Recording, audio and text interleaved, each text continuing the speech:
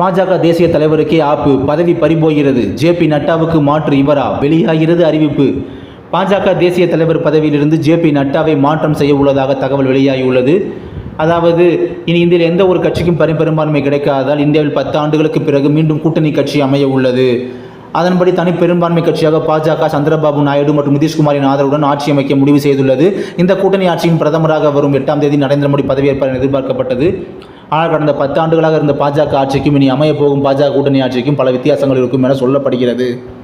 குறிப்பாக மோடியால் தன்னிச்சையாக எந்த ஒரு முக்கிய முடிவுகள் எடுக்க முடியாது எனவும் அரசியல் வல்லுநர்கள் கூறுகின்றனர். கடந்த 2 தேர்தலிலும் பாஜக தனி பெரும்பான்மை பெற்றதால் கூட்டணி கட்சிகளை நாட வேண்டிய சூழல் ஏற்படவில்லை.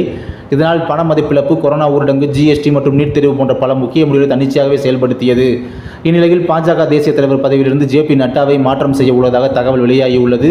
தேர்தலில் பாஜகவில் அதிக அளவில் வாக்கு வித்தியாசத்தில் வெற்றி பெற்ற மத்திய பிரதேச முன்னாள் முதல்வர் சிவராஜ் சிங் சவுகானை அடுத்த பாஜக தலைவராக நியமிக்க உள்ளதாகவும் தகவல் வெளியாகி பரபரப்பை ஏற்படுத்தியுள்ளது. என்ன நடக்கப் போகிறது என்பதை நாம் பொறுத்திருந்துதான் பார்க்க வேண்டும். பொறுத்திருந்து பார்ப்போம்.